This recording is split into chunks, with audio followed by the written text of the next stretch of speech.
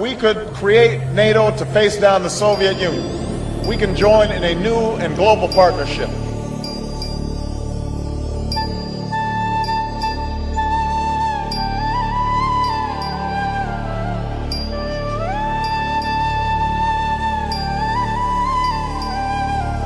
I have therefore decided to raise the level of influenza pandemic alert from phase 5 to phase 6. The world is now at the start of the 2009 influenza pandemic.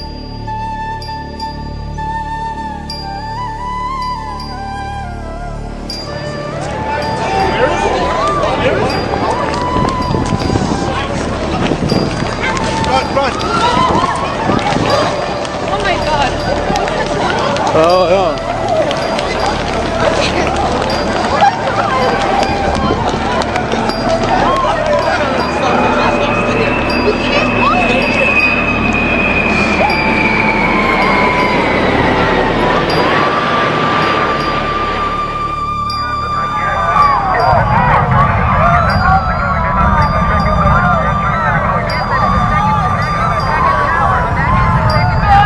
Now we can see a new world coming into view.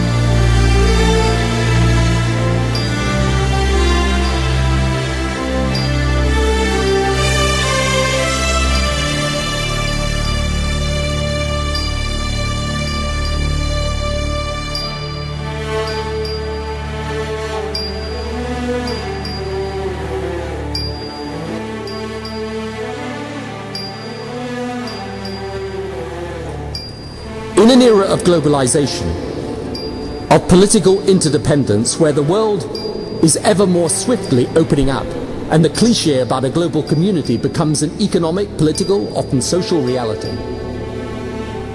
In this new world, how religious faith develops will have a profound impact.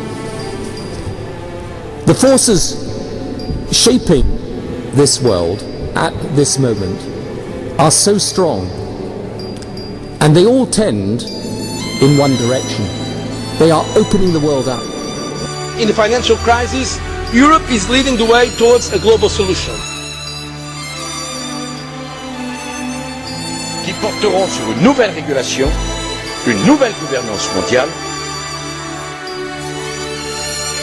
Today, Europe can propose the principles and rules that will shape a new global order.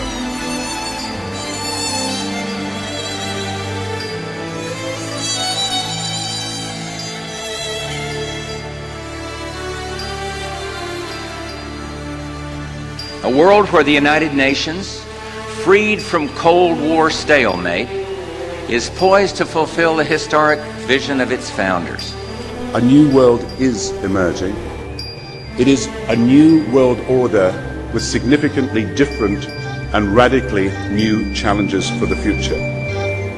It's If we could create NATO to face down the Soviet Union, we can join in a new and global partnership.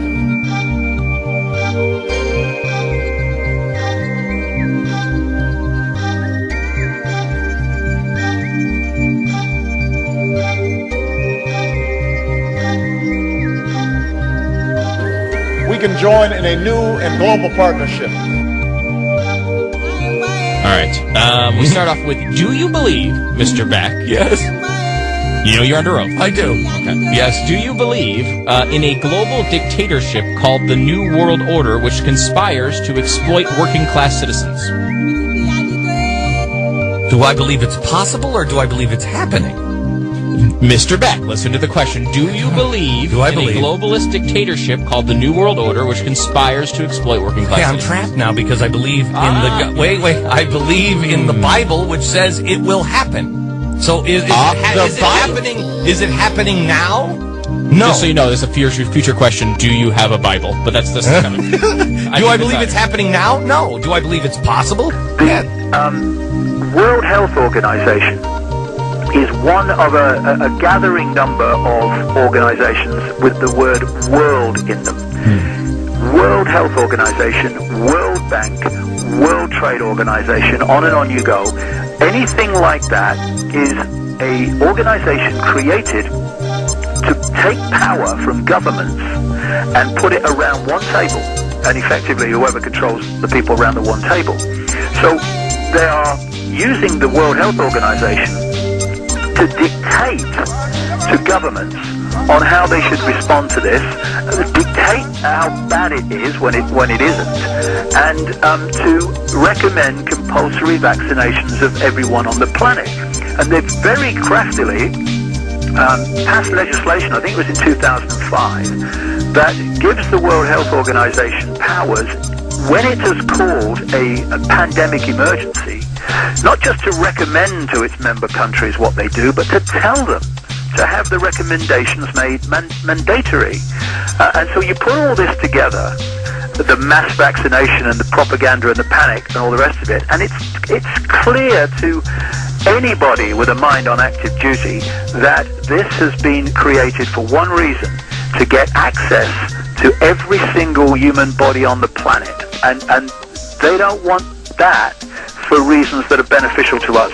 And what you're going to see is government agencies and spokesmen talking about the fact that we must have a certain level of the population vaccinated to have herd immunity. And so anyone that is refusing is putting the rest of the community at risk because they're stopping the herd immunity. Actually, they're stopping the herd mentality, but that's what they'll be saying. And what that will be designed to do is to turn those who have had it without question against those that are refusing. And then when they come out with a compulsory business, then you're going to have a great body of people, the sheep, supporting that, thinking it's going to affect them if they don't. And this is why it is so important for more and more people to understand what's going on and to refuse. It's because those who refuse are going to be targeted by those who sheep-like just put their arm out and have it. We cannot continue to rely only on our military in order to achieve the national security objectives that we've set. We've got to have a civilian national security force that's just as powerful, just as strong, just as well-funded. It is a big idea, a new world order, where diverse nations are drawn together in common cause.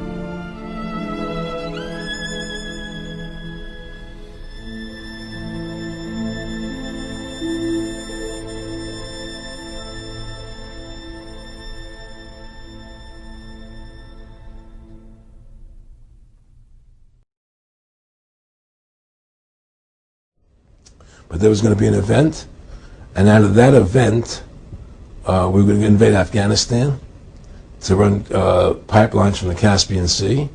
We were going to invade Iraq, to take over the oil fields, establish a base in the Middle East, and make it all part of the New World Order. And we'd go after Chavez in Venezuela. Is the United States prompting a confrontation in South America? Venezuelan President Hugo Chavez thinks so and has told his military to be, quote, ready for combat.